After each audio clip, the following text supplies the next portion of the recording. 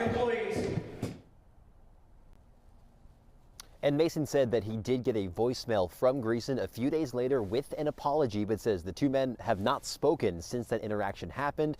Mason also says that he has filed a report with the New Hampshire State Police following that incident. Live in Concord, Ross Ketchke, WMUR News 9. That was my fault. Testing. Hi, ladies and gentlemen. Welcome to the 3 times N Hey News guys, Network. we are host, giving out Joey a Neb ton here. of these DeWalt samples today.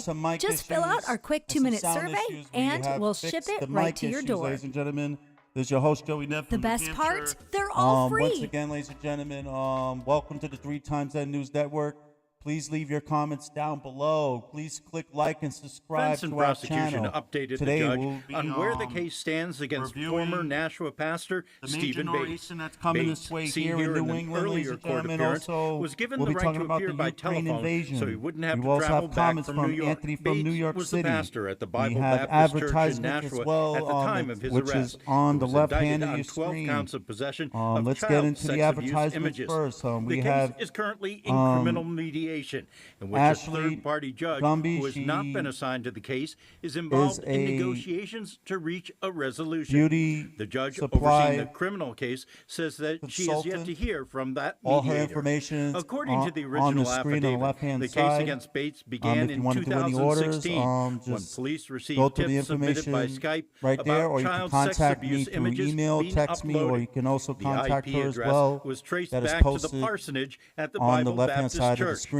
Nashua All right, police ladies and say gentlemen, a if search you like uncovered this more than show, please click like 40,000 and images. subscribe. None of the details have been moving released, forward, but right according now to the we were talking prosecution, about it's anticipated there will be a fully negotiated plea in late June or early July.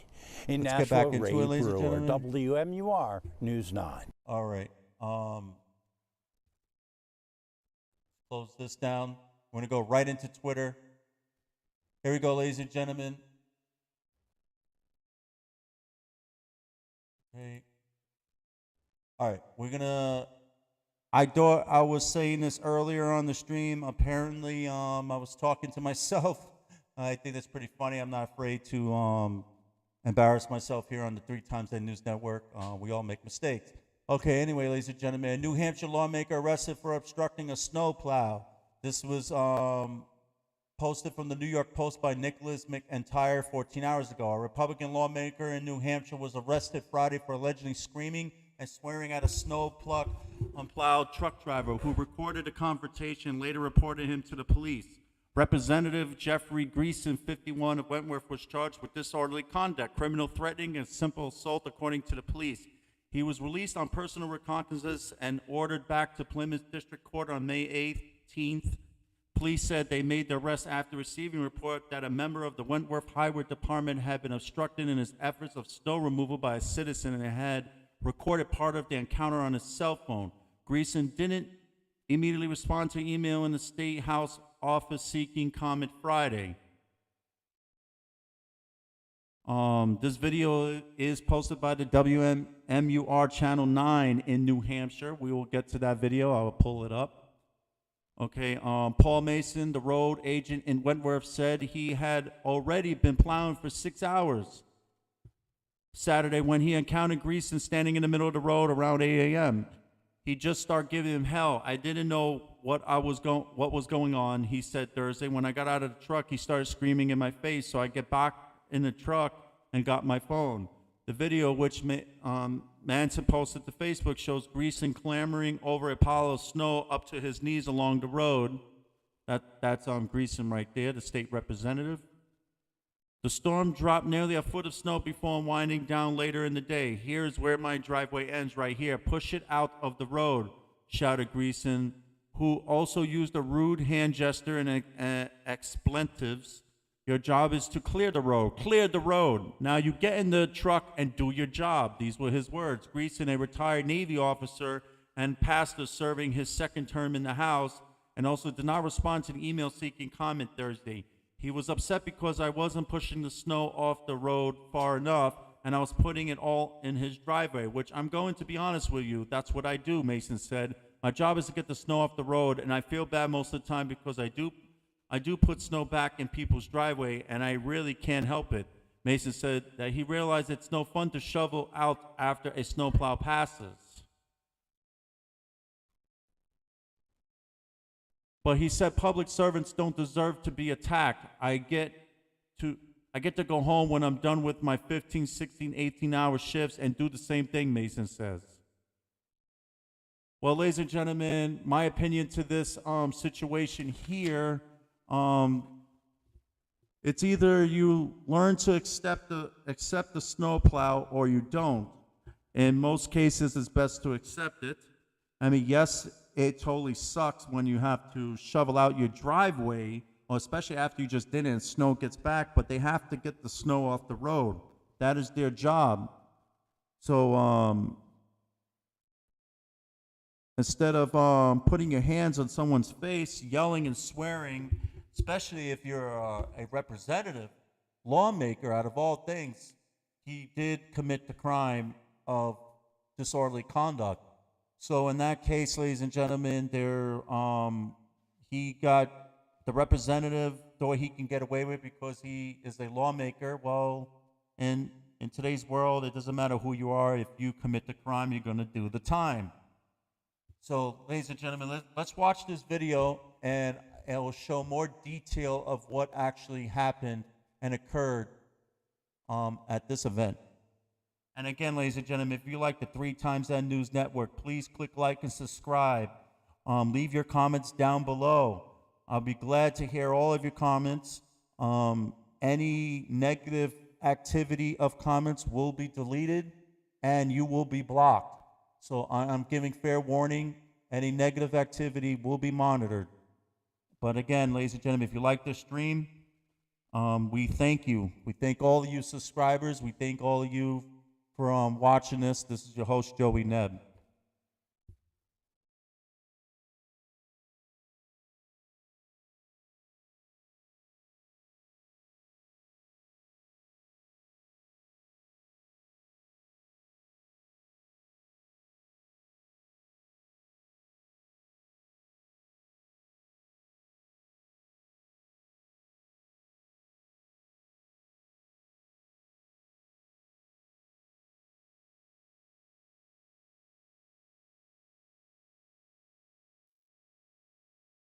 Hey guys, we are giving out a ton of these DeWalt samples today. Just fill out our quick 2-minute survey and we'll ship it right to your door. The best part? They're all free.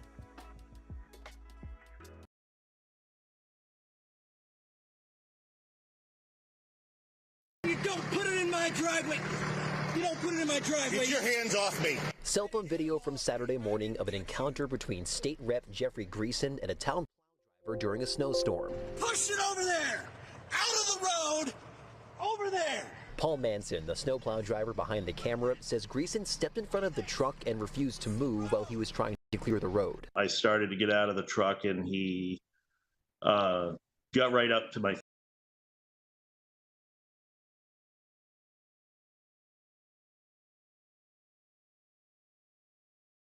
He's a Republican House rep for Wentworth. That's no way that state representative is going to treat anybody.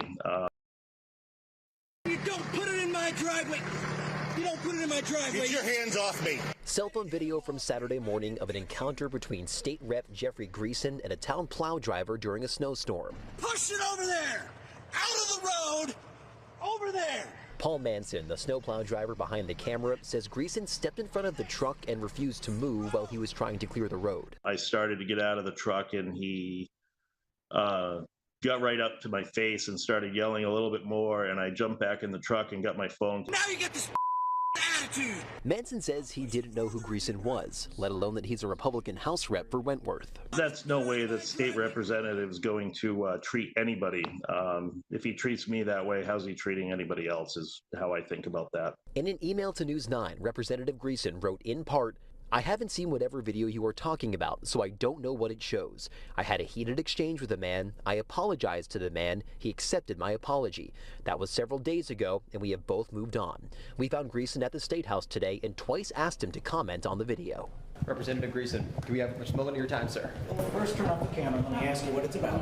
No, please go to where you need you for a vote. Rep, would you like to comment on the video? I already have. Talk to your employees. And Mason said that he did get a voicemail from Greason a few days later with an apology, but says the two men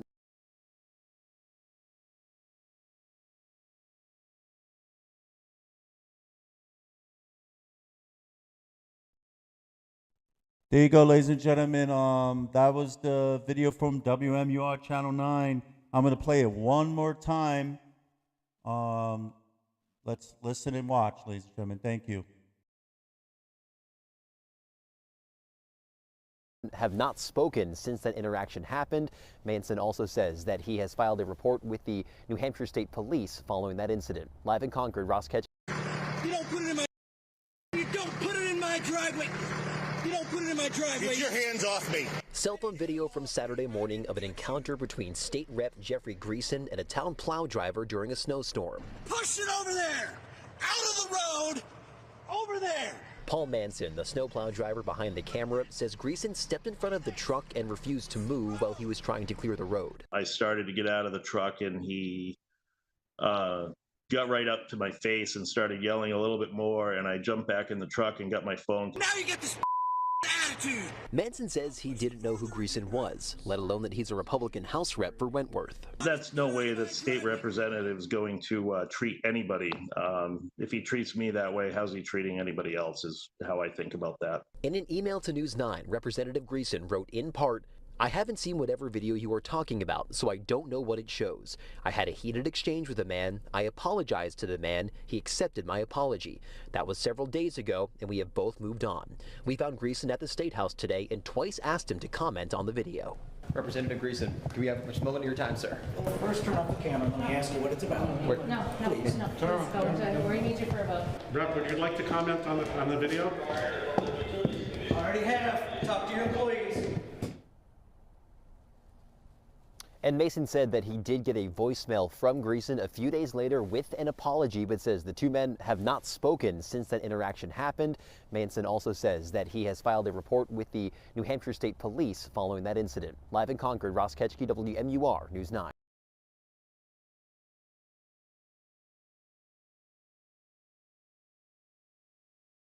Hey guys, we are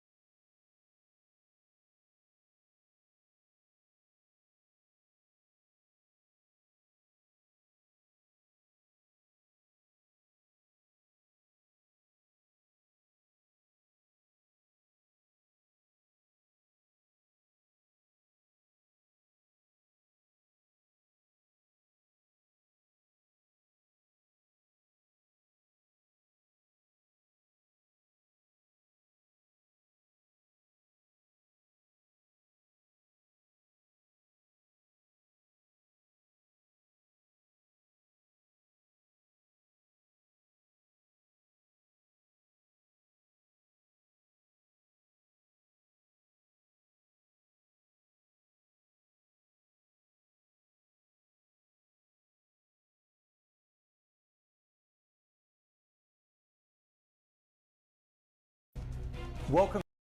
The wait is over. FanDuel Sportsbooks now live.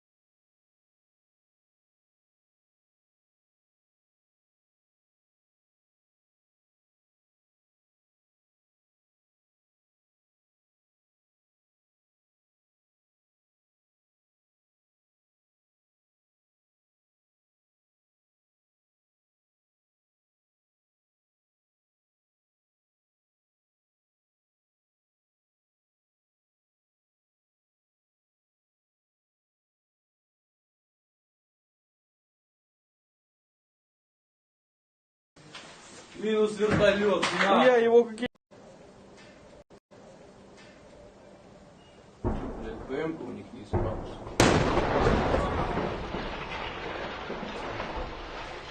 Хватит, урод. А я увидел. Красотища, ебать. Что, блядь? Минус вертолет. Я его какие не бывало. Ебать. Один винт остался нахуй. Жестко.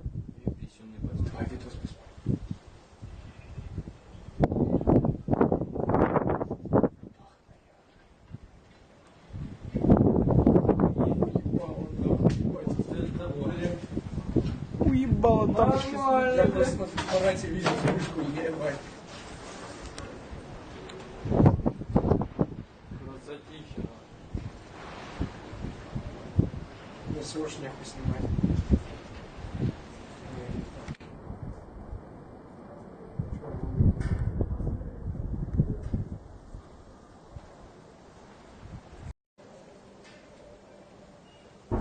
БМ у них не исправился.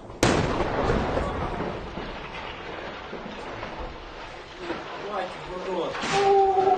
А я увидел. Красотища, ебать. Что, блядь? Минус вертолет. Я его какие не бывало. Ебать. Один винт остался нахуй. Жестко.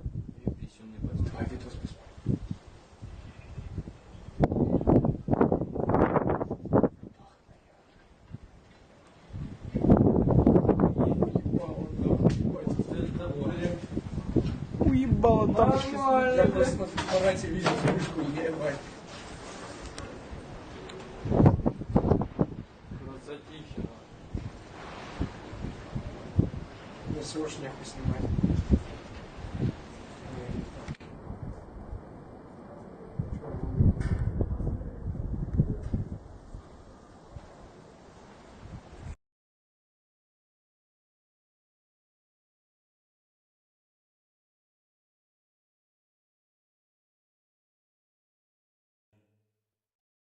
That's right, ladies and gentlemen. We just watched the video of the Russians pulling out a month ago from that location,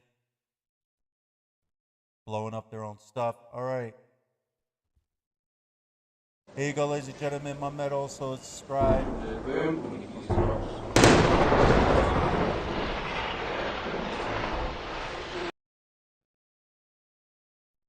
Okay, ladies and gentlemen, sorry about that. Here you go. How does Bakhmut look now? Satellite images from at Maxar visually shows the extent of severe destruction across the city. Overview of the city, buildings on fire, damaged railroad bridge, destroyed buildings. Here are some pictures. Once again, Mehmet, we thank you for this information out in Ukraine. Here's a bigger view.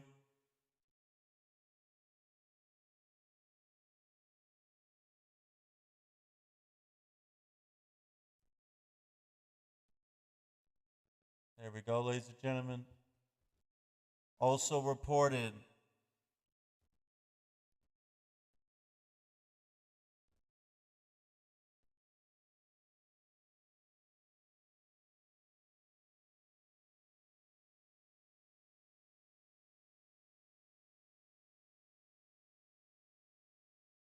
all right, ladies and gentlemen, on March 9th, an alarm from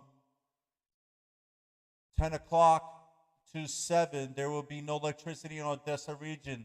This is due to the fact that at night, the power of engineers will repair the equipment damaged during the attack this morning.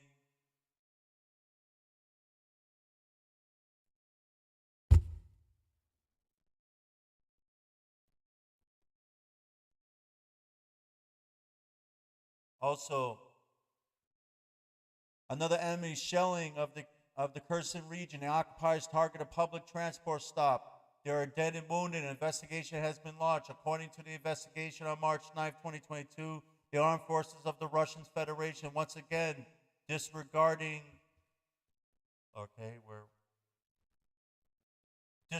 the norms of the international and humanitarian laws, shelled residential areas in the city of Kherson, settlements in the Berislav district. An enemy projectile hit a public transport stop in the regional center. As a result, 3 people died on the spot. Currently, at least 2 people are known to be injured, and the shelling of the city continues.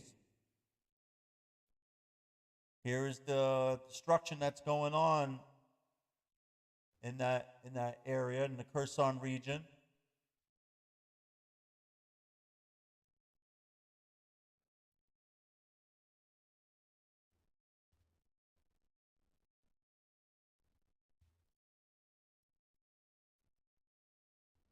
Okay, ladies and gentlemen, let's show some more stuff here.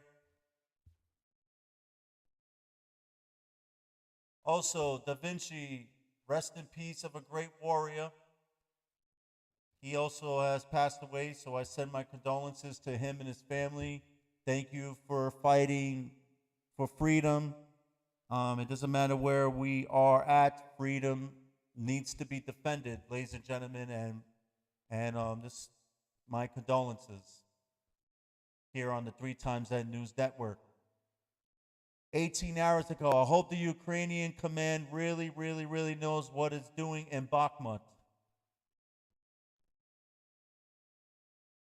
Okay, to this news feed source here, the A30B South. This Orc Mobile Lieutenant Sergei Karmanov thought he has made it in Ukraine, got drunk, took some pinches, sent them on some social networks with his GPS on. Anyways, after 9 minutes, him and his crew of 20 orcs had a flying visitor on their position. All perished on A323.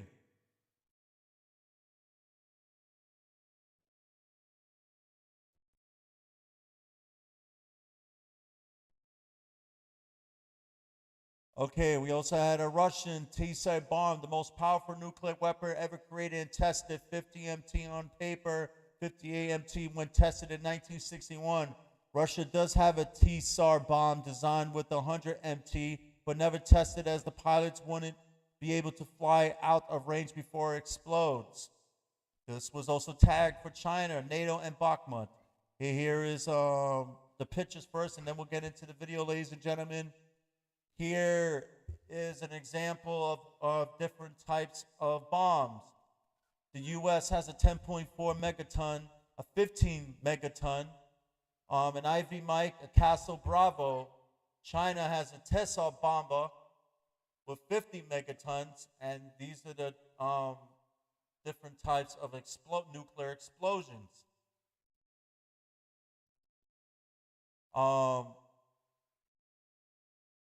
If that bomb was to hit, ladies and gentlemen, let's say in Washington, it will literally do in this circle radius, all the way near inching Baltimore and Frederick, all the way around to Fredericksburg. And that's exactly how far the radiation will go, ladies and gentlemen, if that was to occur. And here is the video, ladies and gentlemen.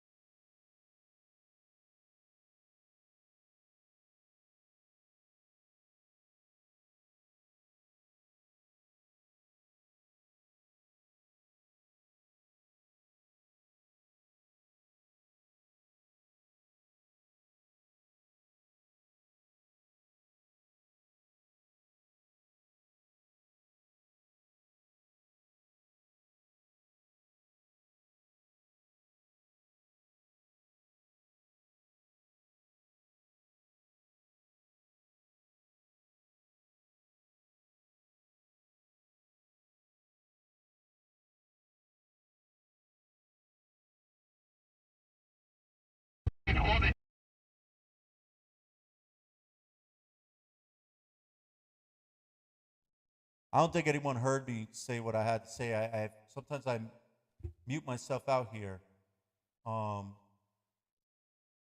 You guys, I'm sorry about the inconvenience here on the 3 Times That News Network. But we were just a really quick review. We were showing about how bombs leave a mushroom cloud and what kind of explosions could happen, and if it was to hit Washington, and it will hit all parts in a circle radius of that explosion, and they showed it in a different angle. It was an old video from the military itself. We're here, ladies and gentlemen, talking about military. James Vasquez here on Twitter. He has some words to say. He's fighting out in the front lines in Ukraine. We thank you for your services. We thank you. We thank everybody in the military that's fighting for freedom on an everyday basis. We thank the Ukrainians for protecting this freedom while the Russia is trying to push forward. But still, ladies and gentlemen, Bakhmut still holds, ladies and gentlemen. Let's see what James Vasquez has to say here on the 3 Times That News Network. This is your host again, Joey Neb. So I've had a couple of friends contact me, and they were saying that I haven't posted anything, and people were a little worried about me. No worries. I'm fine. I'm heading back to the front lines. I went back to Kyiv on Thursday. I went to Da Vinci's funeral yesterday, and now I'm heading back. I'm in a convoy. Well, thank God, James Vasquez. Hey, everything's okay with you, brother. Once again, it's good that we're hearing from you, and thank you for this update.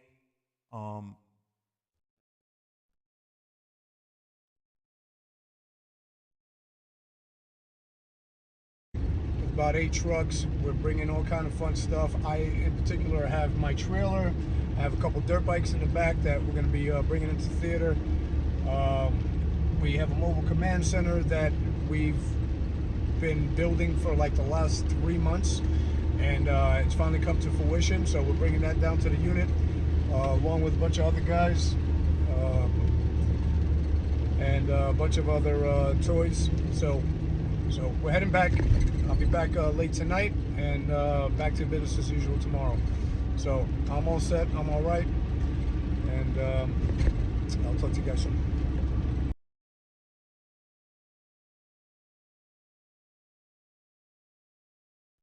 Thank you, James Vasquez, for keeping in touch with us to make sure that you're okay. Well, as well, condolences on the loss, James. This is Joey Neb here on the 3 Times As New Network. We will continue following you.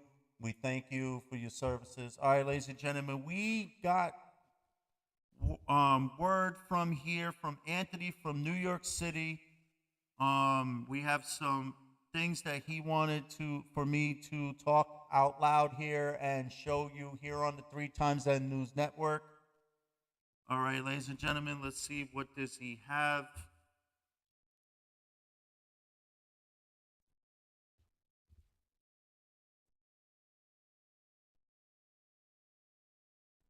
Okay, ladies and gentlemen, I'm going to put this up on the screen now. We'll come back to more updates on the Ukraine invasion.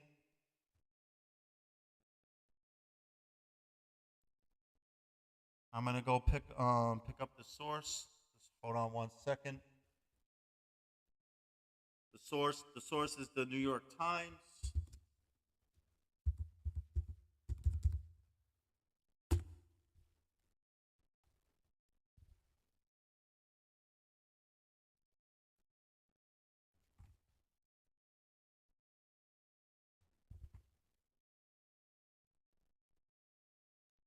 Why does it do that?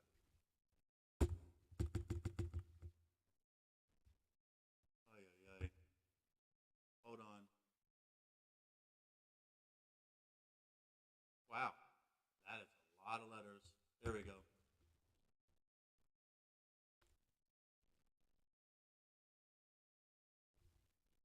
All right.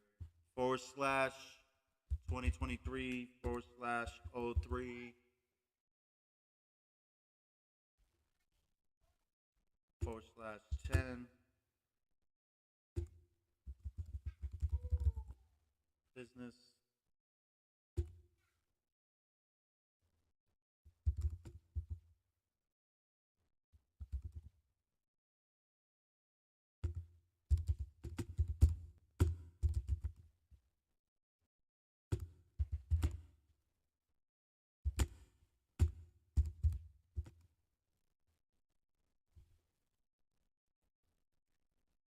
Okay, ladies and gentlemen, the source just came in now, ladies and gentlemen, from Anthony from New York City. We thank you for this information.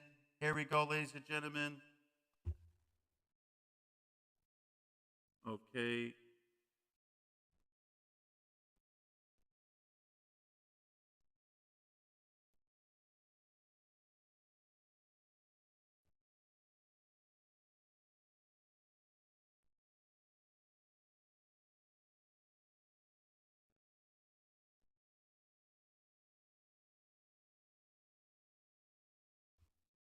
Okay, ladies and gentlemen.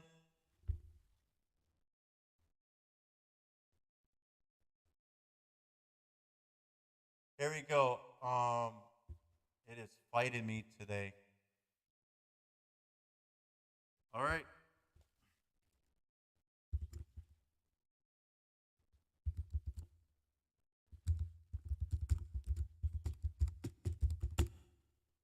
Ladies and gentlemen, my email is joeyjr0219@gmail.com. Feel free to hit me up on my email. This is your host, Joey Neb from New Hampshire.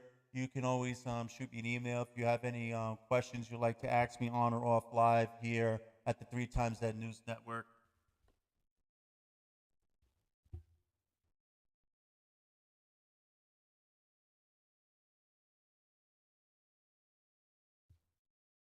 And of course, it's going to make me do that. Okay.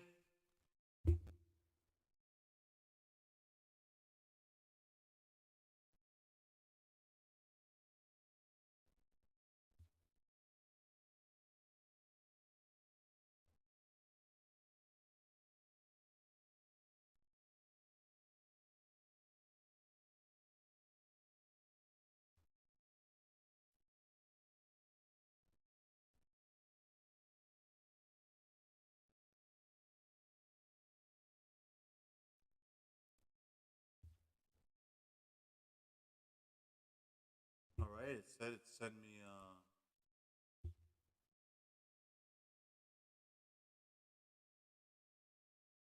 Said it automatically sent me a link, but where's the link? Ay, ay, ay. Might have went to spam. Nope, didn't go to spam.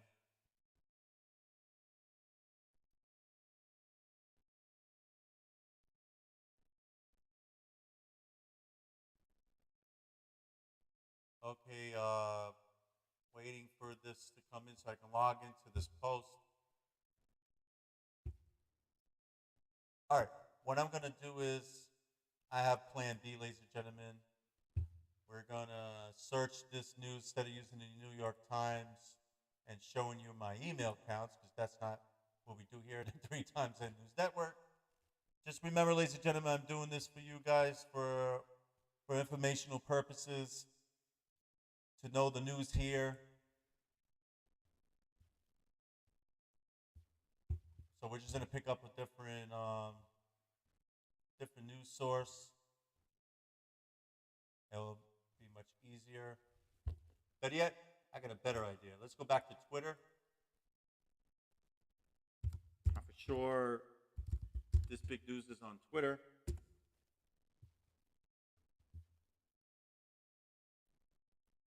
search it.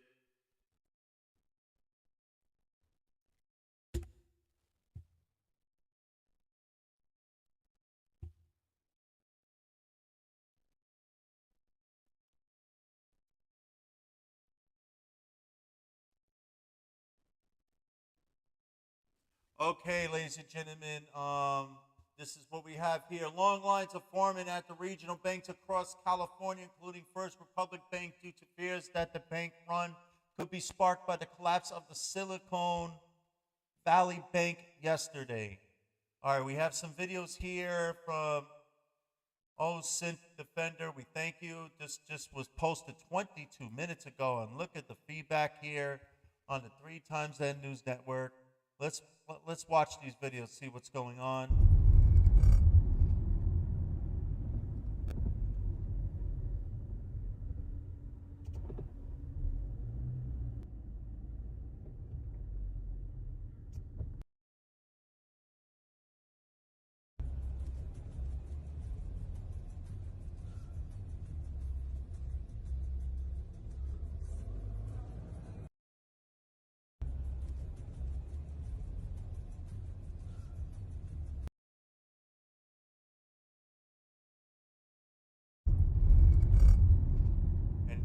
Here you have it, ladies and gentlemen. Those were the long lines. We thank you for that information. Here we go from the Citizen Free Press. Tucker Carlson on the Silicon Valley Bank when customers showed up at the SVB branch in Manhattan today to get their deposit back. Managers called the police. What we have here is a 1929 style bank run, and that's not a good sign for anyone. Okay, what is going on with my feed today? All right, there we go. We fixed that, ladies and gentlemen. Those were the videos that we were just watching. Wow.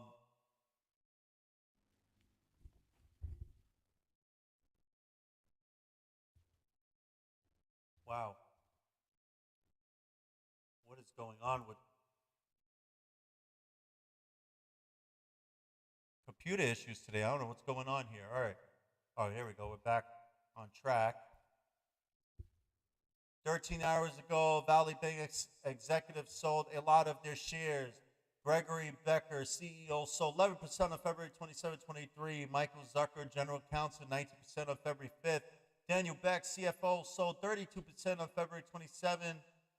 And Michelle Draper, CMO, sold 20% on February 1st. Unusual.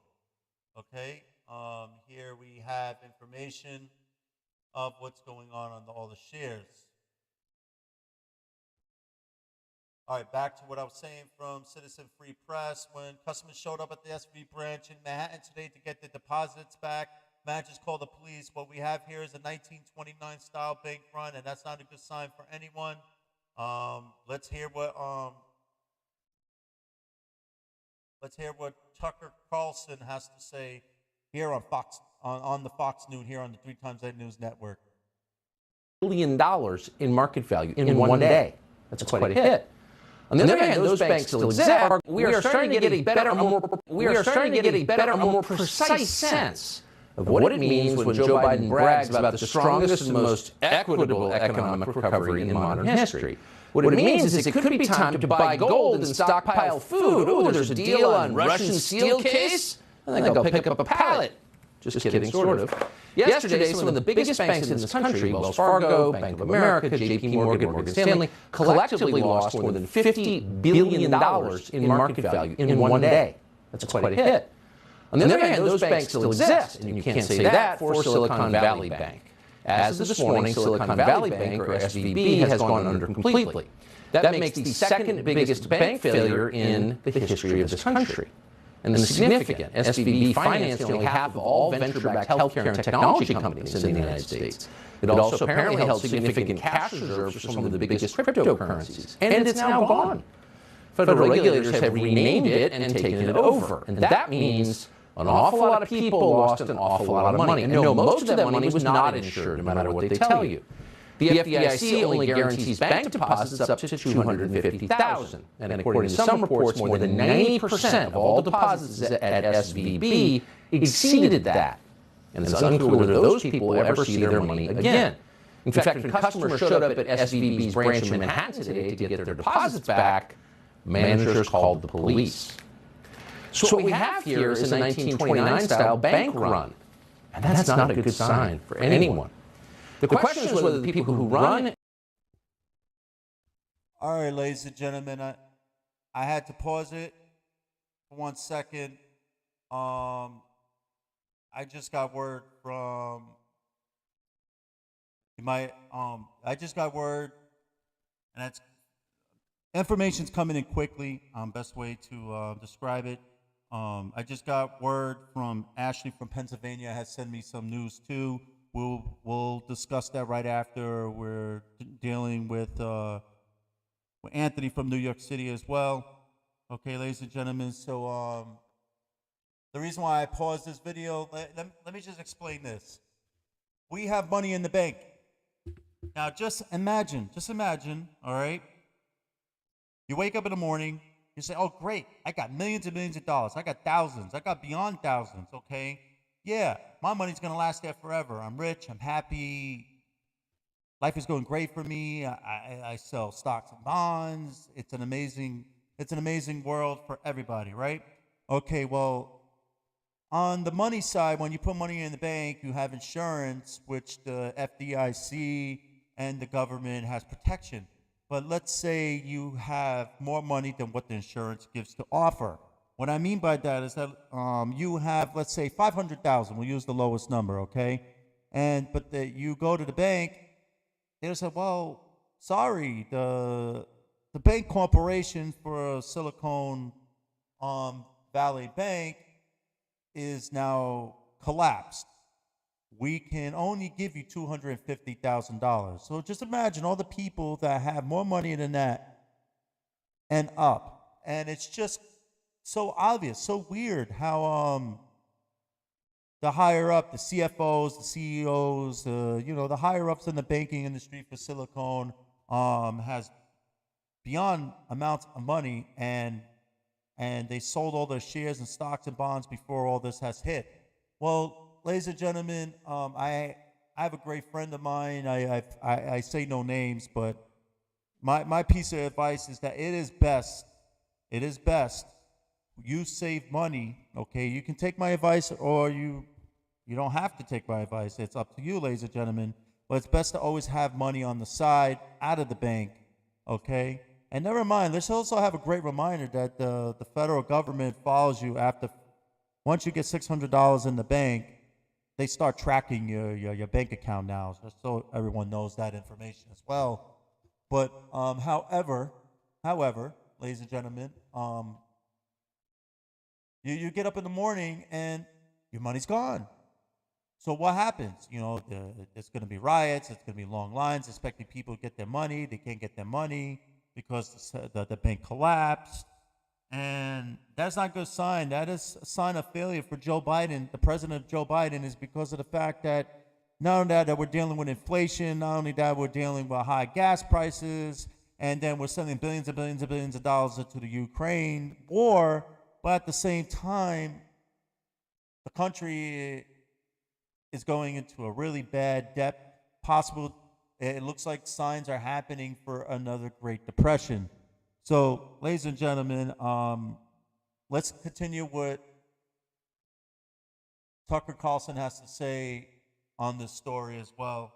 I have to, just so everyone knows, I have to pause it in between, is because so that way that YouTube and everybody don't think that I'm just playing a video and not talking. So here you go, ladies and gentlemen. Show some love there. All right. SVB saw it coming. The CEO, a man called Greg Becker, apparently sold more than $2 million in bank stock over the last 2 weeks. According to the site Unusual Whales, several other high-level employees of SVB, including Chief Marketing Officer Michelle Draper, Chief Operations Officer Phil Cox, General Counsel Michael Zuckert, all sold significant amounts of stock in SVB this year. Did those employees know their bank was in trouble? We don't know. And once again, where were the regulators who were supposed to prevent this? Once again, we don't know. And the business press supposed to be telling ordinary people what's happening with business? Apparently, nobody noticed anything. In fact, as with the FTX crypto scam, you may recall, self-described financial experts in the media were busy promoting Silicon Valley Bank as a great investment that would last forever. The formerly great but now quite embarrassing Forbes magazine, in fact, named SVB to its list of America's best banks, not once, but 5 years in a row.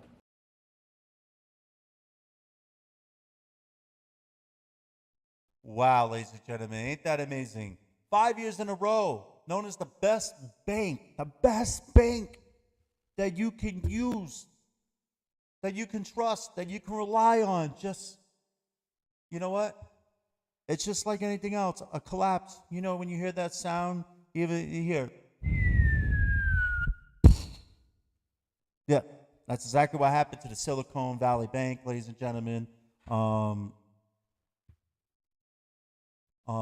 Let's see what else they have posted here on Twitter. All right. Nexta, one of the largest banks in the U.S. has collapsed. This is the biggest banking collapse since 2008. Silicon Valley Bank, one of the Silicon Valley's most popular banks, closed unexpectedly in the U.S. Startups and crypto companies had money in it and was lending to them. Wow. Just wow. Here you go. People standing in long lines. This was coming in from Truth Seeker. You see that, ladies and gentlemen? Video footage reportedly show customers queuing up outside Silicon Valley Bank in Menlo Park, California, amidst SVB collapse.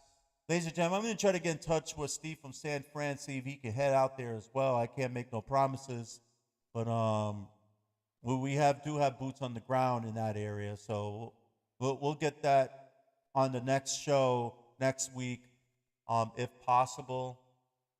All right, from Kevin Malone, breaking: Etsy has delayed payments to its creators due to Silicon Valley Bank. Let's see what it has to say. Here in the note says, "Hi there. We wanted to let you know that there is a delay with your deposit that was scheduled for today. This delay was caused by a recent developments regarding Silicon Valley Bank, who Etsy is used to facilitate this disbursement to some sellers. We are working with our other payment partners to issue your deposit as soon as possible. We apologize for inconvenience and disruption this may have caused. We know that you count on us to help run your business, and we understand how important it is for you to receive your funds when you need them. Please know that our teams are working hard to resolve this issue and send you your funds as quickly as possible. No further action is needed from you at this time. Please feel free to reach out to the Help Center 24/7 with any questions you may have." Okay, thank you, Kevin Malone, for that note. All right, one more. We're going to go to the Associated Press. The concern and panic from winemakers in California to start up across the Atlantic Ocean. Companies are scrambling to figure out how to manage their finances with Silicon Valley Bank's collapse. So there you have it, ladies and gentlemen. Even APnews.com has that source.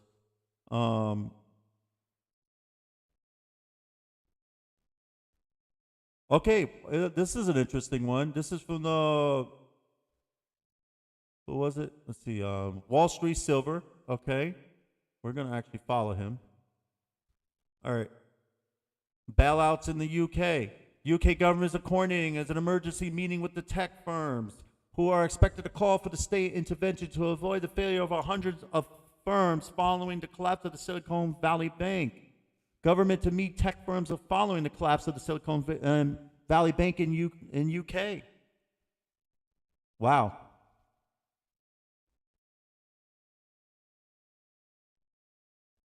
Here you go, ladies and gentlemen. Home Depot co-founder torches woke Silicon Valley Bank collapse, warns recessions may be here already.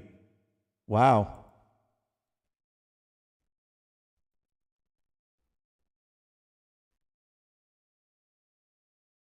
And there's more information, ladies and gentlemen. You can check that out on Twitter. You can go to google.com as well, ladies and gentlemen. Put in Silicon Valley Bank collapse. There's plenty of interesting stories. A lot of it here on Twitter. One of our main feeds here on the 3xN News Network. This is your host, Joey Neb. Where we're going to see what else was also mentioned by Anthony from New York City. Here we go, ladies and gentlemen. We have here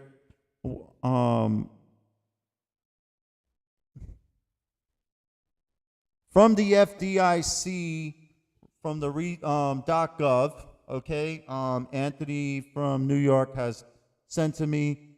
These are the words. I'll pull it up in 1 second.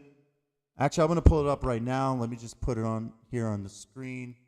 Type in the information. Bear with me.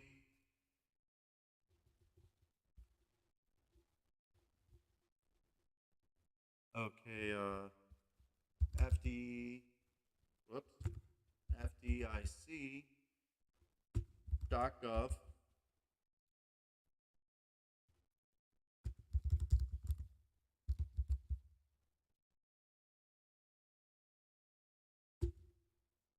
It's a little difficult for me here when I'm typing in because I don't have the best of spelling. I don't do too well in spelling, to be honest with you, but I try my best. Rate resolutions. Oh, / bank dash failures.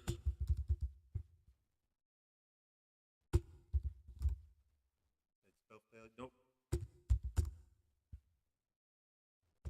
Failed dash bank dash list / silicone. What a weird name, silicone, out of all things.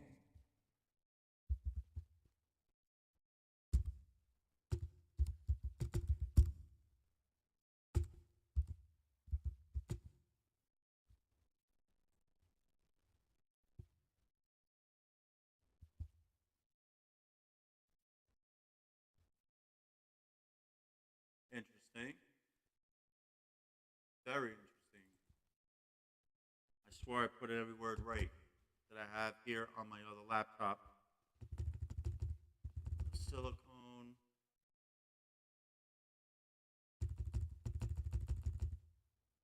List dash bank. Spelled failed right. Oh, see what I mean? I messed up in the spelling. And no wonder it didn't pop up right. All right, hold on a sec. Got failed right. U R E S.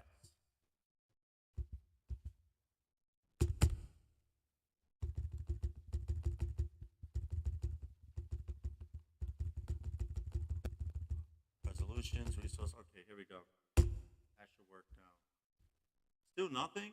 How did I get up on my other computer? I can't get it up on here. Interesting. Just bear with me, ladies and gentlemen, as we figure this out together. All right. Once again, we're going to start from the beginning. www.fdic.gov /resource.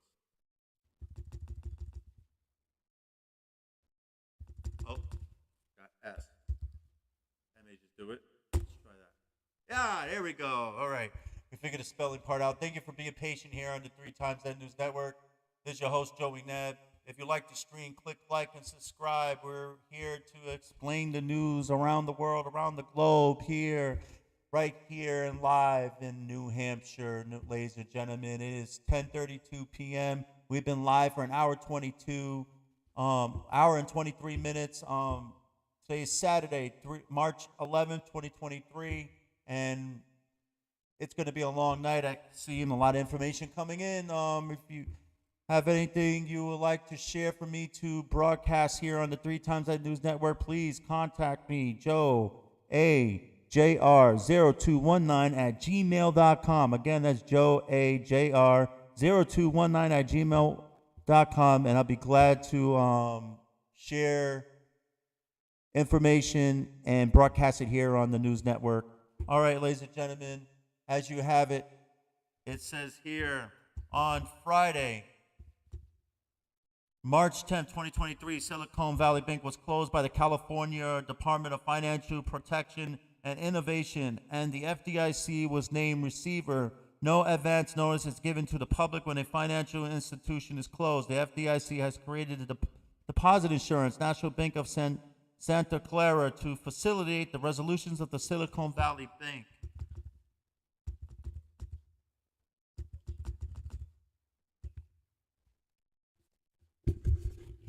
All depositors will have full access to the insured deposits no later than Monday morning, March 13, 2023. The FDIC will pay uninsured depositors as advance dividend within the next week. Uninsured depositors will receive a receivership certificate for the remaining amount of their uninsured funds. As the FDIC sells the assets of Silicon Valley Bank, future dividend payments may be made to uninsured depositors. If you had a loan, the FDIC as a receiver will retain all the assets from the Silicon Valley Bank for later deposition. Loan customers should continue to make their payments as usual. If you are owed money for services or product provided, you may be eligible to file a claim against Silicon Valley Bank. If you have not been paid for services rendered prior to March 10, 2023, please refer to the filing claim section below.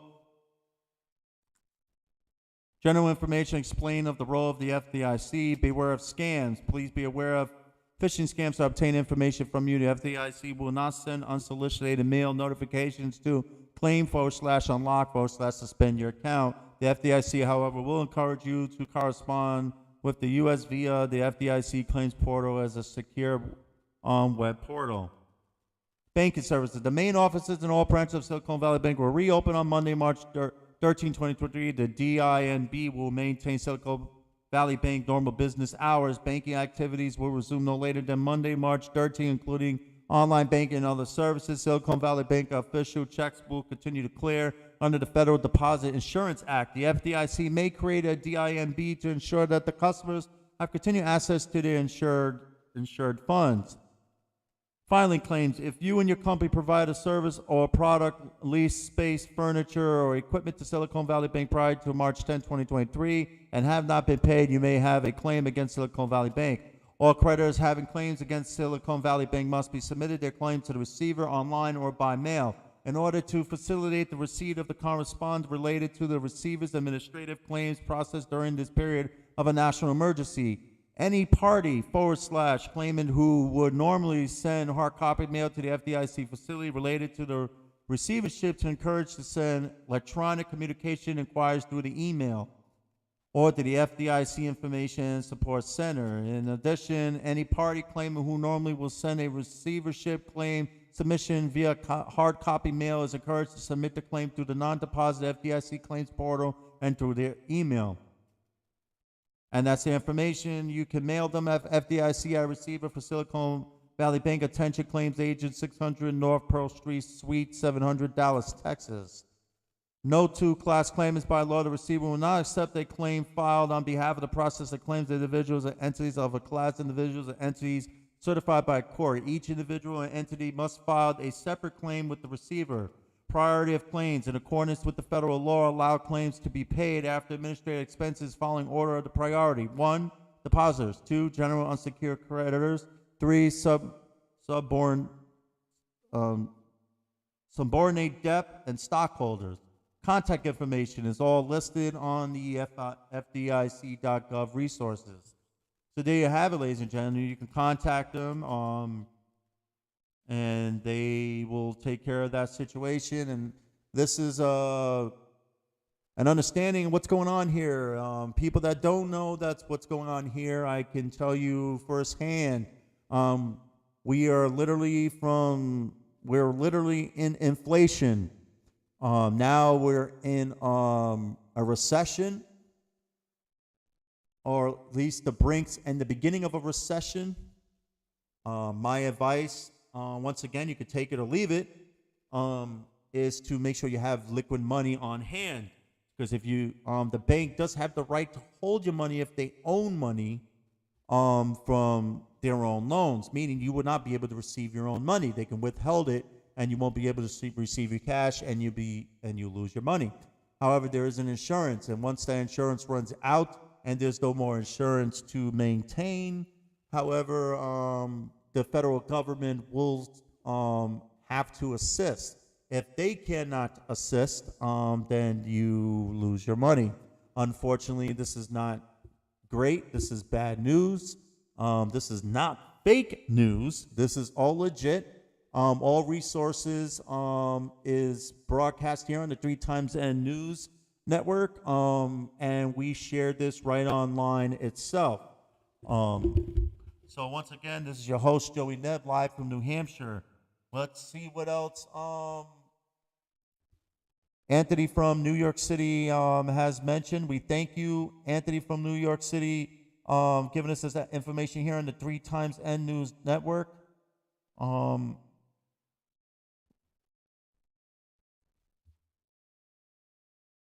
And he told me you're welcome. Okay, thank you for that. Economic inflation is happening because of Biden and his administration.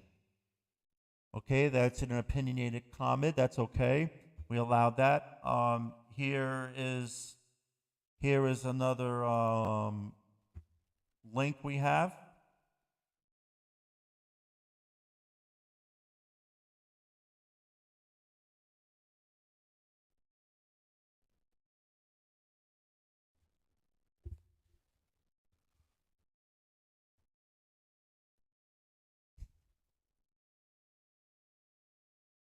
I'm going to see if I can try to stream this through from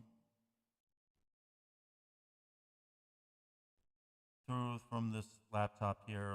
Hold on, and I'm also losing power. Hold on 1 minute. Let's take. I'm going to take an intermission of 5 minutes here. We will be back. Let's see. It's 10:40. We'll be back at 10:46 p.m. here on the 3 Times N News Network. And once again, if you like this stream and you like what I do here, I do everything here at home base. In the background, if you hear my 3-year-old daughter, hey, all I can say, if you don't like hearing the baby in the background, you not like my stream, you don't have to listen to it. It's fine with me. I do everything here at home. So once again, we're going to take a 5-minute intermission. Thank you.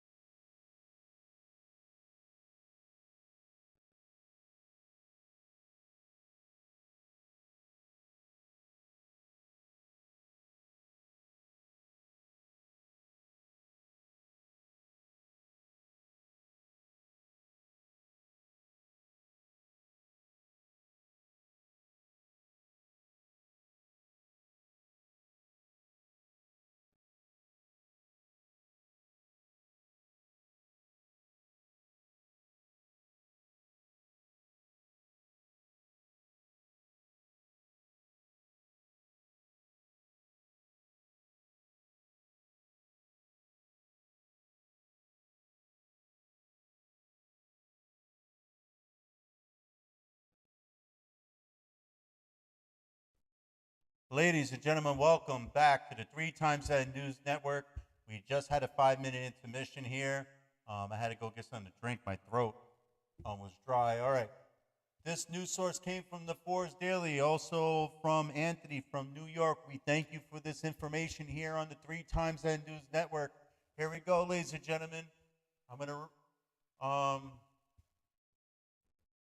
tell you what's going on here. This is Trump and January 6th prisoners collaborate on a new song called Justice for All.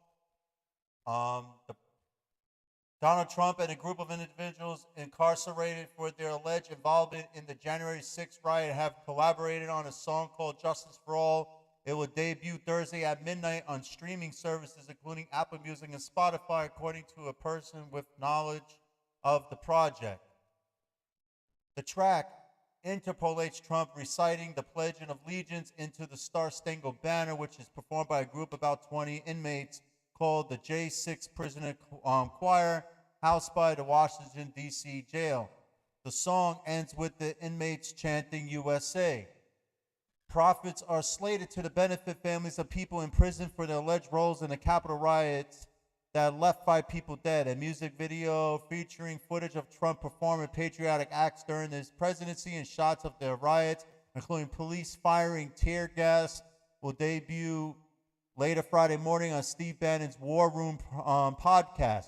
Trump recorded the Pledge of the Alliance at a Mar-a-Lago a couple of weeks ago, specifically for this track. The inmates who sing the national anthem nightly were recorded over a jailhouse phone about a month ago. The song, which runs 2 minutes and 20 seconds, was reportedly produced by a major recording artist who was not identified.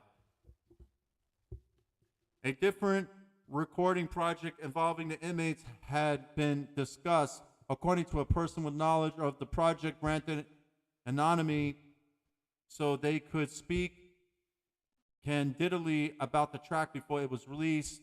But when Trump heard about the original plan, the former president asked to be directly involved. Kash Patel, who worked in the Pentagon during the Trump administration, and a conservative commentator Ed Henry reportedly joined Trump in spearheading the project. Funds are slated to go to an LLC run by Henry, who will then disperse the profits. Recipients who will be vetted to make sure proceeds do not benefit families of people who assaulted a police officer.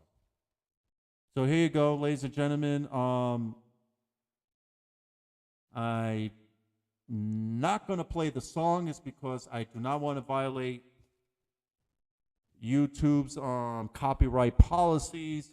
So, ladies and gentlemen, you can search that on your own free time or now, whatever you like to do. But here on the 3 Times and News Network, I'm not going to play any music of any sort like that. Okay, ladies and gentlemen.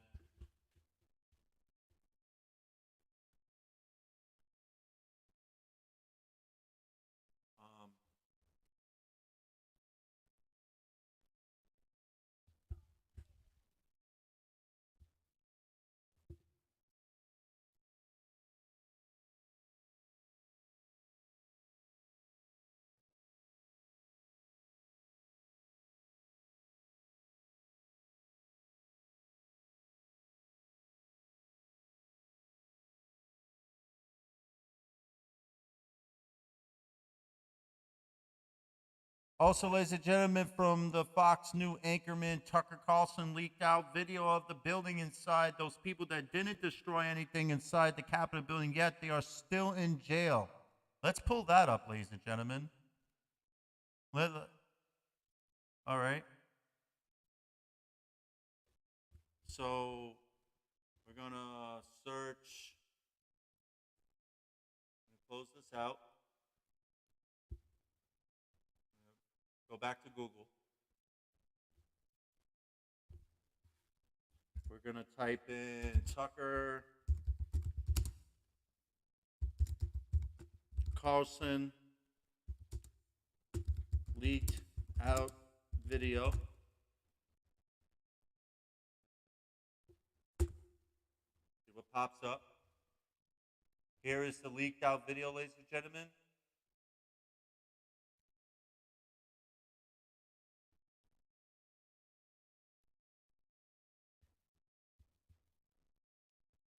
Stay tuned. These are the pictures you've seen of January 6th. They're familiar because they've been playing on a loop on every media outlet in America for the last 2 years. There's a reason for that.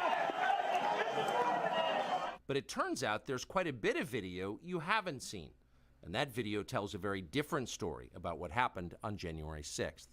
More than 40,000 hours of surveillance footage from in and around the Capitol have been withheld from the public. And once you see the video, you'll understand why. Taken as a whole, the video record does not support the claim that January 6th was an insurrection. In fact, it demolishes that claim. And that's exactly why the Democratic Party and its allies in the media prevented you from seeing it. By controlling the images you were allowed to view from January 6th, they controlled how the public understood that day. They could lie about what happened, and you would never know the difference. Those lies had a purpose. They created a pretext for a federal crackdown on opponents of the Uniparty in Washington. Our office wanted to ensure that there was shock and awe, that we could charge as many people as possible. The first thing you notice from viewing the full video record of January 6th is just how many people entered the Capitol building that day. Hundreds and hundreds of people, possibly thousands, over the course of about 2 hours. The crowd was enormous. A small percentage of them were hooligans. They committed vandalism. You've seen their pictures again and again. But the overwhelming majority weren't. They were peaceful, they were orderly and meek. These were not insurrectionists, they were sightseers. Footage from inside the Capitol overturns the story you've heard about January 6th. Protesters queue up in neat little lines. They give each other tours outside the Speaker's office. They take cheerful selfies and they smile. They're not destroying the Capitol, they obviously revere the Capitol. They're there because they believe the election was stolen from them. They believe in the system. Here's the man you've heard referred to as the QAnon shaman outside the Senate chamber. These are not rioters. These are people who wandered over from a political rally. We will not let them silence your voices. After the rally, they walked down Pennsylvania Avenue, where organizers had secured a federal permit to hold a legal rally on the grounds of the Capitol. I know that everyone here will soon be marching over to the Capitol building to peacefully and patriotically make your voices heard. Once at the Capitol building, things began to get chaotic. Capitol police officers fired tear gas into the crowd. A few at the front of the herd broke windows. Someone opened the doors, and many hundreds of others just walked in. They're going to make that the story. Of course, they did make it the story. And at the center of it, the single most famous person arrested that day was a Navy veteran from Arizona called Jacob Chansley, often referred to as the QAnon shaman. The so-called QAnon shaman. QAnon shaman. Someone named Q Shaman. Jacob Chansley became the face of January 6th, a dangerous conspiracy theorist dressed in outlandish costume who led the violent insurrection to overthrow American democracy.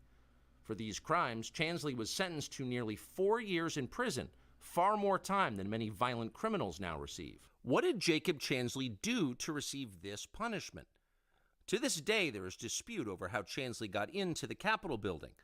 But according to our review of the internal surveillance video, it is very clear what happened once he got inside. Virtually every moment of his time inside the Capitol was caught on tape. The tapes show that Capitol Police never stopped Jacob Chansley. They helped him. They acted as his tour guides. Here's video of Chansley in the Senate chamber.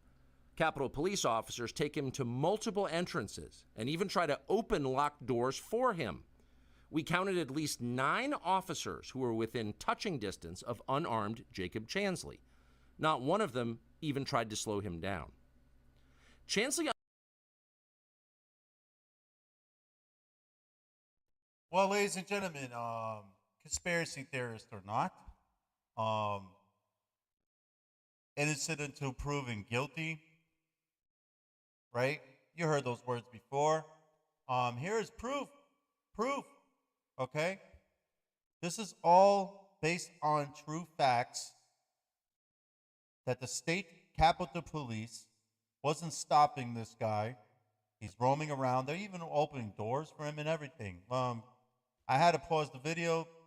I don't want YouTube to think that I'm just running a video. So let's continue watching, ladies and gentlemen, see what else Tucker has to say, but he brings it right to the point. Thank you, Tucker, for this. We appreciate you discovering this information. But my opinion here, Joey Neb's opinion here is to say that, you know, we heard a whole different story when this all went down, and now we're hearing this. So this is a plot twist. So let's continue.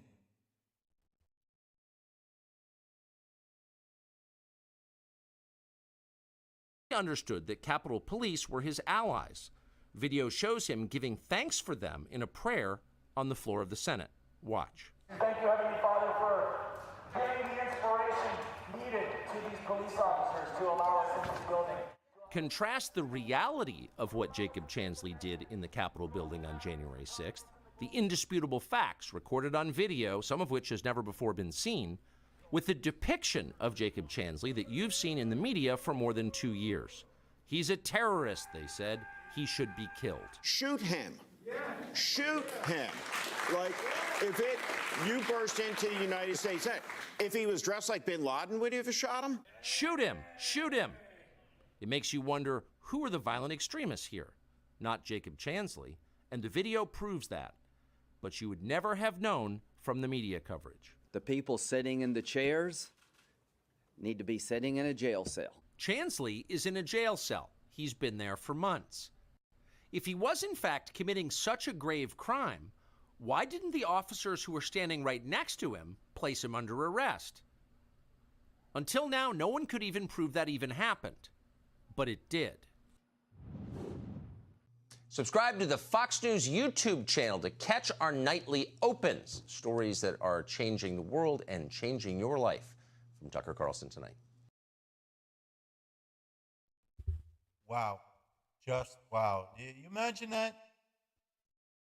All right, fine. Granted, there was a riot outside. Things were going out of control. But this guy here, he's the face of the whole riot that's going on. He wasn't really committing any crime, really, if you think about it. He was walking around, you know, freedom of speech, freedom, the right to protest, freedom to state his mind. Everything was peaceful on the inside. Other hooligans done such crimes, but this gentleman here didn't do any crime. He was just walking around with a flag. And, you know, he had Viking horns on his head. He was even a U.S. Navy, you heard it from Tucker himself, a U.S. Navy serviceman for the United States. And he's sitting in a jail cell for 4 years, and then the people are claiming, oh, you know what? Just shoot him, kill him. If he dressed up like bin Laden, would you have shot him? All right. As you saw in the video, I mean, this is just absurd. Honestly, it's ridiculous and crazy, you know. But there's a lot of things that the media don't show versus where, this is why I like watching Fox News, because they will find the facts, find the truth, and pinpoint it out there. And then you get those people, I like to call a lot of them liberals. They just, I mean, you're real liberal. It's nothing. It's okay to be a liberal. I'm not bashing liberals. What I'm trying to say is that you get a lot of liberals that are like, hey, you know what? You know what? This guy's a criminal. Go kill him. For what? Is that how we're supposed to do things here in America? Kill every person that wants to stand outside and protest? Kill someone that wants to raise their hand up for peace and justice, or to change what's inside the government for better instead for worse? Is that how we do things? I mean, it's just as bad as if an organization would have came out and blow up buildings and destroy property or kill police officers, and you know, and then all of a sudden try to change history, and you turn around and you say to yourself, well, it's okay for them to do it. Why can't we? Right? So then when we go and do it, something like this happens, you know? But it's okay. All right. Well, that's just my opinion. Nothing personal. I'm not attacking nobody for who they are, what they are. We don't do that here on the 3 Times That News Network. I call it how I see it. I'm an independent news media that loves to share his opinion. I'm not here to insult anybody or discriminate against anybody, because that's forbidden here on the 3 Times That News Network. But it's exactly my point, what I'm trying to get across here about this situation. Thank you, Tucker Carlson, for this information and this leak. And hopefully this guy gets a reduced sentence. He shouldn't be sitting there for 4 years, honestly. Unless there's more reason to give him punishment, lest he ordered the other people to kill people and hurt people. That's so uncalled for, you know? So once again, ladies and gentlemen, we want to thank Anthony from New York City for reaching out to us here on the 3 Times That News Network. Hopefully we can get him in and do an interview. We'll see later down the road. We'll schedule that. We'll have it posted. Check out all the news media as well. We're on Facebook, Twitter, Discord, Twitch, and of course YouTube, ladies and gentlemen. We will be, next week, we'll be hosting on Twitch on Saturday. We'll be live on Twitch Saturday, not on YouTube. I'm going to switch it up. We're going to be on Twitch at 8 p.m. Sunday, we'll be back on YouTube at 6 p.m. as scheduled. That's the new schedule. Saturday, 8 p.m. Sunday, 6 p.m. This is your host, Joey Neb, live from New Hampshire, ladies and gentlemen, and welcome. If you like this stream and like what you hear, what I have to say, click like and subscribe to the channel. Also, again, I want to bring up Ashley Gumby is a beauty consultant. If you want to have any order or information, it's up on the screen on the left-hand side. We thank her for also giving us this chance to have great products. And it's not just for females, for men too. If you like your cologne, you want to smell good for the ladies, haha. You have your chance there. Contact her and she'll hook you up. On top of that, also check out Quinn Ivy Gaming. It's also on YouTube. She plays all types of games, describes the types of games that she's producing out there, and letting people know about the game and how it works and what kind of missions that needs to be done. Long story short. Also, we heard from Ashley from Pennsylvania.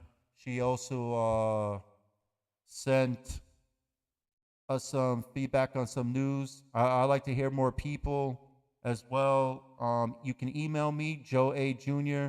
0219. Again, Joe A. Jr. 0219 at gmail.com, ladies and gentlemen. You can contact me there. Contact me on Twitter. Contact me on Facebook. You can also hit me up on Discord. Add me on Discord, ladies and gentlemen. We're on Twitch. We'll be live Twitch Saturday at 8 p.m. Sunday we'll be live again on YouTube next week. This Sunday we will not be doing any news. It's Ashley's birthday. We want to say happy birthday. If people want to have any shout outs, contact me. I'll be more than glad to do birthday shout outs here on the 3 Times That News Network. Once again, we thank you and we thank those viewers. And all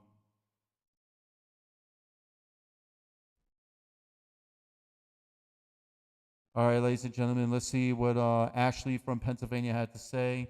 2 different Ashleys, by the way. Just wanted to bring that clearly. I know same name. I didn't mention that. It's 2 different Ashleys. So Ashley from Pennsylvania, she comes on here once in a while, states her opinion on the things that we broadcast when I'll probably have to hit her up and to get some Pennsylvania news out here on the 3 Times That News Network. Also, Steve from San Fran, we thank you as well. We will get him live here on an interview. We'll have a great conversation of everything that's going on globally here on the network. Right now, Ashley from Pennsylvania, she found something on Smart News. The Russian-Iranian deal for the Su-35 is finalized. State media reports on Smart News. Let's see what this is about. You can't see it on the stream right now. It's because I'm using my laptop, but I am going to pull it up. All right. Let's see. To continue reading. All right, ladies and gentlemen, I am going to have to search it. See if we can pick it up that way. And then we're going to get back into the Twitter, and then we're going to go to an end of the show here. So, all right, we're going to search Russian, Iranian deal for Su-35Ss. Let's see what that's about.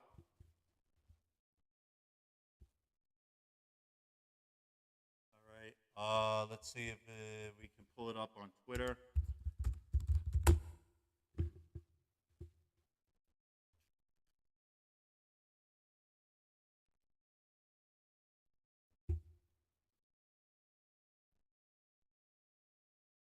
Okay, we found it on Twitter.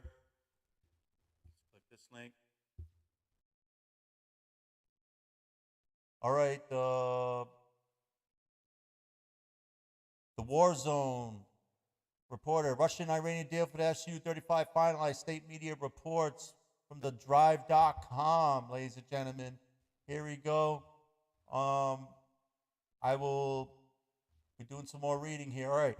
An Iranian state-run broadcaster, IRIB, reports Russia and Iran have agreed on the purchase of the Su-35 Flanker E fighter jets for the Islamic Republic of Iran Air Force.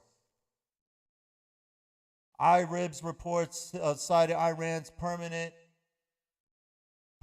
representative to the United Nations that a contract has been finalized, but at the time there has not been corresponding confirmation from Russia.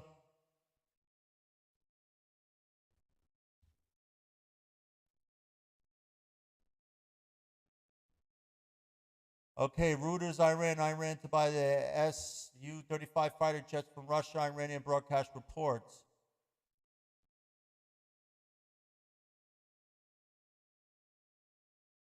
And here is the permanent mission from the IRNA news agency, which we're going to follow.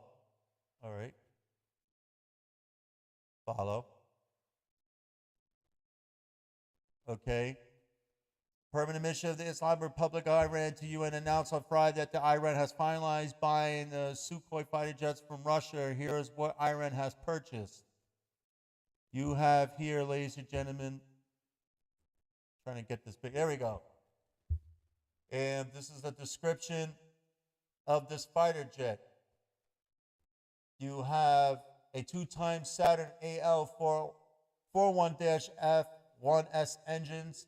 You have the Kennedy Electronic Countermeasures, the ECM. You also have the NLLP L-band active electronic scan arrays, the Urbis X-band electronic scan array, and also the OLS-35 forward scanning station. And that's the picture of that, ladies and gentlemen, what they have purchased.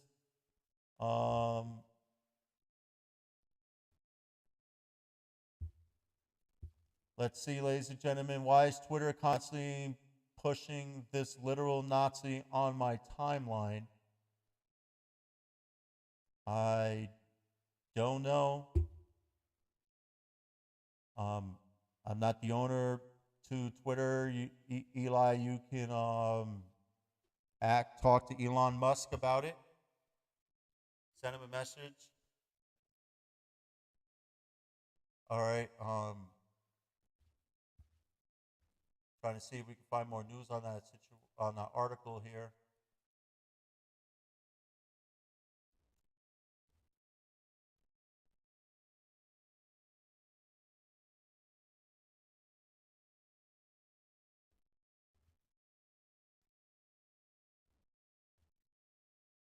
All right, here's more information. What I was talking about, it took a little bit to load up. The senior U.S. official revealed in December that Russia trained Iranian pilots on Su-35 in spring 22 with the training and eventual transfer tied to continued support for the Russians' war in Ukraine. Not longer than after Iran unveiled its partially underground Eagle 44 air base last month, what appeared to be a flanker mock-up was spotted in the satellite imagery of the facility, further pointing to the types of possible arrival. The heavy, hardened base would also make sense for what will become by far Iran's most prized combat aircraft. Here are the pictures of the aircraft right here.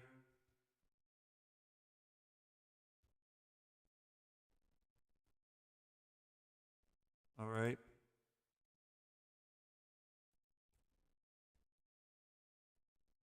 The reported deal could possibly include the 24 Su-35SEs once destined for Egypt before the threat of the U.S. sanctions and test offer of the F-15s. White House National Security Council spokesman John Kirby told reporters in February that Iran seeks billions worth of additional military equipment from Russia, including attack helicopter radars and the Yak-130 combat training aircraft. Iran has helped the Russia war effort in Ukraine in multiple ways, including by delivering kamikaze drones for Russia's continued air attacks on Ukrainian infrastructure with the potential short-range ballistic missile, which is known as the SRBM, transfer is still a possibility. The border cooperation between the two countries could also include Russia transferring the advanced S-400 surface-to-the-air missile system, Russia trading arms with Iran, especially existing ones, would help offset large direct costs of procuring additional weaponry for both sides. Iranian Su-35s, even only 2 dozen of them, would represent a significant leap in the air combat capability over the 8 agging and cannibalized American, Chinese, and Soviet-era fighters in its inventory. Given the report deal past training continued cooperation, the next step could be the Su-35s landing in Iranian air bases. So there you have it, ladies and gentlemen. Thank you, Ashley from Pennsylvania, for bringing that into my attention here. Those don't understand what is going on here is that Iran has purchased the Russian aircraft, and they're most likely planning to go further along with China to go after the Ukrainians and the people that are fighting for freedom. So our next move here, ladies and gentlemen,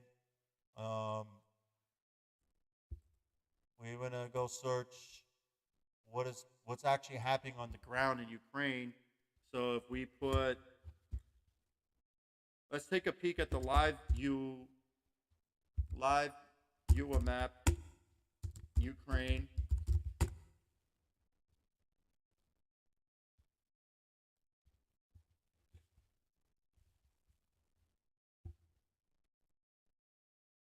Okay.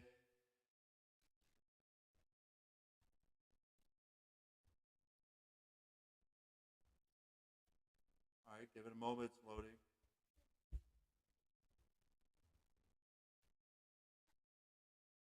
Oh, thank you, Alex.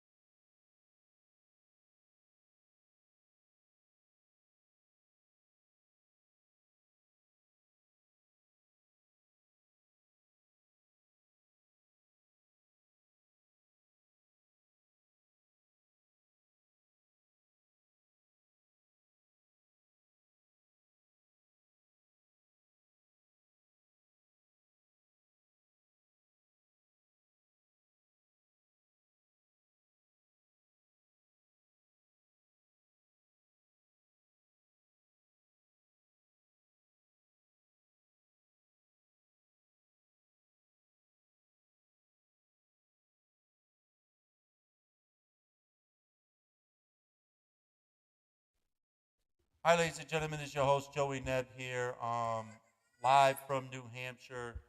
Ladies and gentlemen, I was having some technical difficulties with the web, as you saw. We're in a rewind time here. Let's go back. It's been a while.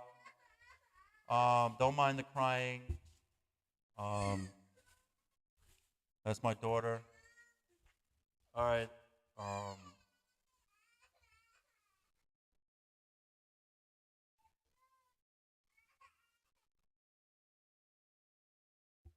That's weird. It's because I had made payments on this, and I don't know.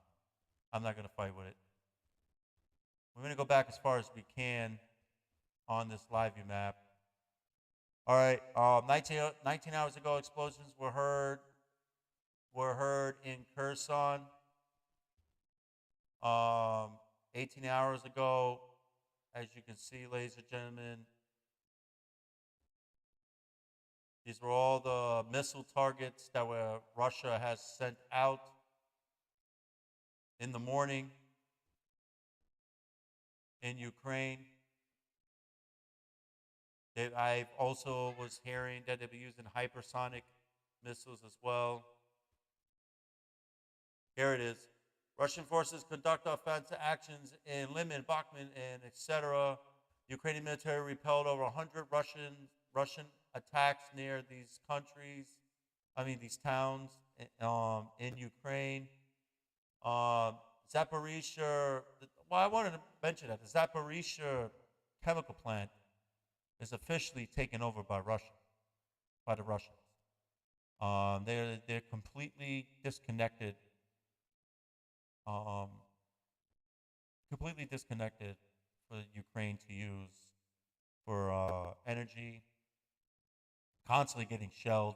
One person killed. Another woman as a result of shelling in Kherson. Death toll, Russian shelling in Kherson increased to 3 to 2 more wounded. Russian army shelled Kurakov overnight, at least 20 strikes against residential homes. New explosions were audible in Kherson after an earlier attack killed 3 civilians. Missile strikes at S-300 reported in Zaporizhzhia. See if there's a video.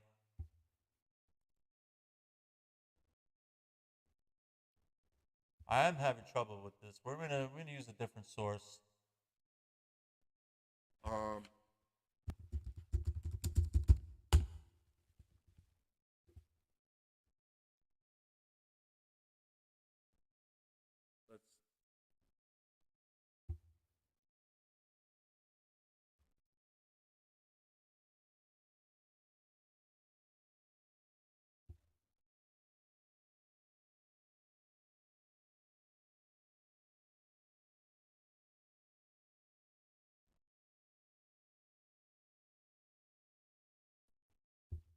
All right, we're going to use the BBC News on what's going on.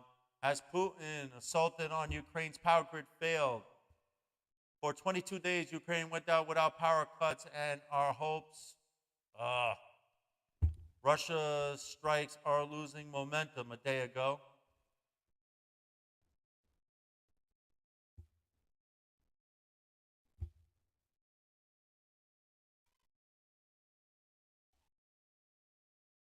The winter was very hard, but it's now over, declared by President Zelensky. Ukraine still had heat, and the country was unbreakable, was the message until Thursday. Ukraine just had gone for more than 3 weeks in a row with no blackouts and even had surplus in the system. There had been no Russian attacks for 3 weeks either, and it looked as if Vladimir Putin's battle to bring down Ukraine's supply was over. Yes, we're doing it, but who started it? He said in December, pinning the blame on Kyiv. And it was a far more desperate story at the point, such as much as half the energy infrastructure was damaged, and Ukrainian nuclear security expert warned the situation was close to critical. But during those weeks of quiet, Russia was stocking up weaponry in the early hours of Thursday. It fired 81 missiles and left 4 regions grappling with emergency power cuts by Friday. 500,000 people still had no power in Kharkiv, Ukraine's second biggest city. It's totally cold now. We have food, but only part of it has been cooked, said Alexei, and as we watched the battery life on his mobile phone to slip to 14%. 500 people live in his block of flats, and when he went to his local invisibility sentry to power up his phone, there were too many people with the same idea. Kyiv was also hit, and one hospital treating 700 people went without heating and hot water for several hours. Another 150,000 people were left with no power in Zhytomyr, 2 hours drive south of Belarus border. The mayor said the next few weeks will be critical and rolling blackouts are looming for the city west of Kyiv. But as Rezente Eugene Horasmitchuk wrapped up his day at work on a sunny spring day, and he was confident for the future. We had 3 weeks without attacks, and we had power, and the power in that system allowed local authorities to start up the trolley buses and trams. That was a big step because before the public transport was on pause. And for many Ukrainians, it was not long before they were back on the grid. It's safe to say that Ukraine won the energy front, said Tetiana Boyko from Civic Network Opora, praising the fleet of energy workers and international help. Let's pray. But I think the worst case scenario is over. However, the winter may be over, but Alexei in Kharkiv believes that the battle to save Ukraine's power supply from Vladimir Putin missiles will continue as long as Russia had the ability to strike it.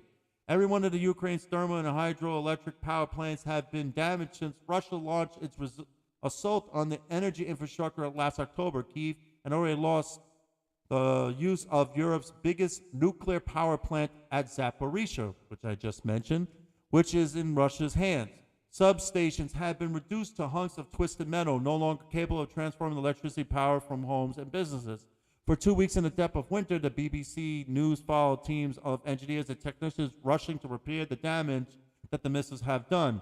One substation was hit 6 times with missiles and drones. Replacing these damaged transformers will take time. Transformers have quickly become Ukraine's #1 requirement. It needs more than the world can produce in a year, so far only one high-voltage transformer has been sent, although dozens of lower power machines have arrived. As you can see the damage here in this picture, Russian missiles targeted turbine halls in a bid to cripple the power supply. As the winter wore on, Ukraine's armed forces grew more adapted to shooting down Russian missiles and drones. But this week, only 34 missiles were destroyed, but Russia used different high-speed weapons that include hypersonic Kh-47 Kinzhal missiles, as well as anti-ship and anti-aircraft missiles. They can cause huge destruction, said industrial official. Until Russia's full-scale war on Ukraine began in February 22, there were 15 nuclear reactors on stream at 4 power stations. 6 of those reactors at Zaporizhzhia seized by the occupied military in the early days of an invasion. For months, the plant has been at the center of the high-stakes nuclear row. Amid the accusations that Moscow wants to connect against Russia's electricity grid, the only 3 power stations South Ukraine and Ravine and Kemlizensky in the west, between them, that now produce half of the Ukraine's power. They may sound bleak, but a combination of an unusual mild winter and a sheer hard work means Ukraine has moved back from the brink, and the sense of optimism is plausible. Power plants have been restored and repaired. One source in the industry told the BBC that the days became sunnier and warmer. It became harder and harder for Russian military might to terrorize this country. The east-central city of Dnipro has endured several deadly missile strikes over the winter, and this week was no different, but there has been no problems for weeks with the energy supplies. The city has transformed. Finally, street lights are back, and it's no longer scary to walk the streets, said Anna Shetanko, a young mother with a son under the age of 2. Cooking and having a hot shower have become part of the daily routine once more of her family. Our physiological state has improved considerably because our family and other mothers too can easily plan our day. There's a similar story in Kherson. Occupied Russian forces until they retreated across the Dnipro River last November. Life was hard. Life was hard for several weeks after the Russians left the southern city with the no basic utilities. We didn't have any electricity for about a month of the week, and then we had it for 2 hours a day, and then gradually it stopped breaking, said the local entrepreneur. Now he boosted regular power supply, although the pressure on the system is far lower than before the war became, because the population of 55,000 is a fraction of what it was before the Ukrainians invaded.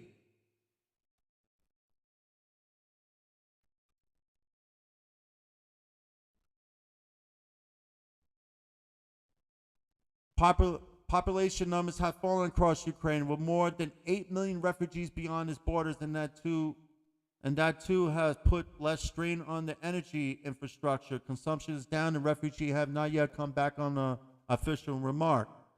The overall sense of the damage caused by the latest wave of missiles was repaired quickly. The damage was considerable, but engineers have become highly skilled at restoring power within days, even after a major attack. It's like a competition. How quickly can they cause us damage, and how quickly can we repair? We are winning the competition, says Alexandre, director of Kiev's Energy Industrial Resource Center. In Zhytomyr, Eugene Herasimchuk believes things are looking up. A lot of Ukrainians say it's better to have one cold and one dark winter than 100 years with Russia, so I think we can handle this. Ukrainians now have everything on their side, according to Mr. Karchenko, from the improving weather to the support of international donors and the professional staff in the energy industry, but he is more guarded about the future. I don't say we won the energy war, but we say we won the energy battle this winter. And there you have it, ladies and gentlemen. I want to say thank you for watching the 3 Times N News Network. This is your host, Joey Neb, live from New Hampshire. Again, we will be back on air here at the News Battle Station on Saturday, 8 p.m. on Twitch, Sunday, 6 p.m. on YouTube. Again, Saturday, 8 p.m. on Twitch, Sunday, 6 p.m. on YouTube, and we will stick to those same times and days every Saturday and Sunday. We thank every subscriber. We thank every like that we get for this network. And once again, we thank all of you that participated in tonight's show here at the News Network. And once again, if you would like to order any products from Ashley Gumby, she is a beauty consultant. Feel free. All information's on the screen. You can always pause the video that we produce and get that information, write it down, type it in your computer, make an order. Feel free. You can also contact her. Her number's there as well. And we'll be hearing from you all soon. And thank you, and have a great day. And I will hear from you guys next week. There will be no show Sunday at 6 p.m. It is my girl's birthday, and I want to say happy birthday. And there'll be no streaming happening on Sunday, but definitely the next Saturday, we will have more news and more things to talk about. Once again, we want to thank Steve from San Francisco, and Anthony from New York City, and Ashley from Pennsylvania, with all the information you gave me. Once again, we thank all of you, and please, I'm asking everybody, please like and subscribe to this channel. It's because down the road would like to start a fundraiser for Ukraine, and try to get this motivation going for this. Also, ladies and gentlemen, we want to thank Mamet from Ukraine. I hope you stay safe out there. He's out in Kyiv, boots on the ground, ladies and gentlemen. Mamet, thank you for your live coverage of what's going on in Ukraine as well. We thank the other news sources. You can follow us at the 3 Times N News Network on Facebook, YouTube, Twitter, Discord, and Twitch. Soon to be on Instagram and other social media outlets. Take care and have a great day, and thank you once again. Have a good night.